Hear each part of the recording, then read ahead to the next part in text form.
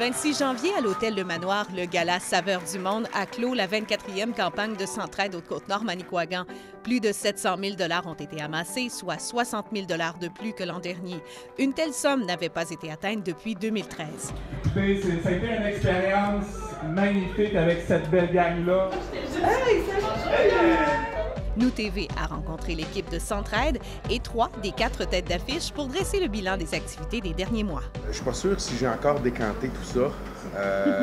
Moi, ce que ça m'a apporté, c'est beaucoup de fierté envers ma région. Et je le savais avant que Centraide aidait des gens, beaucoup de gens, mais d'avoir eu l'occasion concrètement d'avoir des témoignages en direct, sur place, dans les organismes, ça a donné un coup d'envoi. Ça a été d'ailleurs notre première expérience là, dans la campagne au début de visiter les organismes. Ça a donné le ton, je pense, à notre campagne.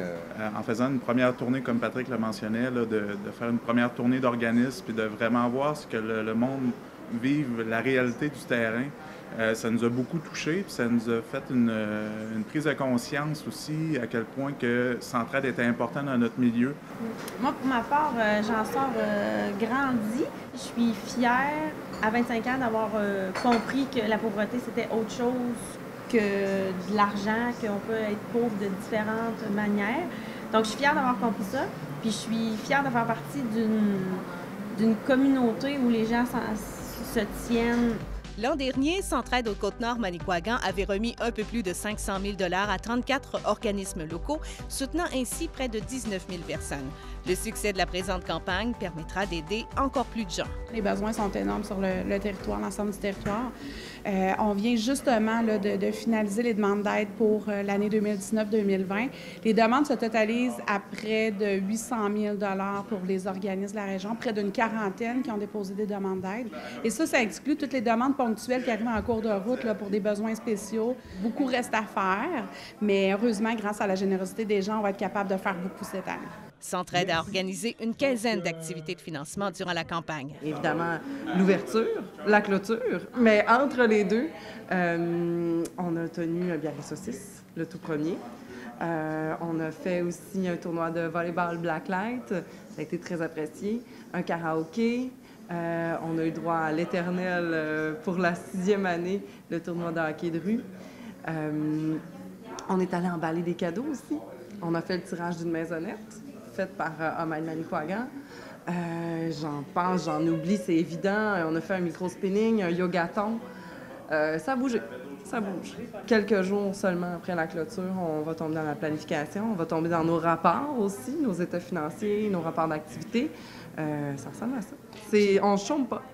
Il y a tout aussi l'aspect que les gens ignorent, mais Centraide est de plus en plus impliquée socialement. Donc, on est dans de multiples comités de développement social, tant dans la MRC Manicouagan qu'en Haute-Côte-Nord. Ça occupe une grosse partie de l'agenda aussi des prochains mois, là, de s'assurer que collectivement, tout le monde ensemble, on puisse faire mieux pour répondre aux besoins toujours présents des gens. Puis collectivement, on ne se dédouble pas. Il y a des services qui existent un peu partout sur le territoire. S'assurer que c'est efficient et c'est efficace. Les organismes qui sont supportés par Centraide, c'est pas tout le temps les organismes qui donnent un support à long terme. Ça peut être un deuil, ça peut être une séparation qui fait que les gens ont un moment difficile, mais qui est très court, mais très intense.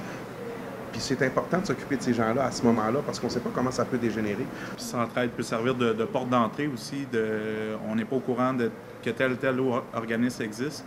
Un petit coup de fil à Centraide, puis José ou Roxane va être en mesure d'orienter cette personne-là vers de l'aide. C'est pas nécessairement la personne qui a besoin d'aide, ça peut être un proche qui appelle pour se munir d'outils pour aider, supporter la personne dans le besoin. Là. Selon les données de 2017-2018, la Manicouagan et la Haute-Côte-Nord donnent 14,65 $ en moyenne par personne, ce qui place la région au 2e rang de la province en termes de générosité après le Grand Montréal.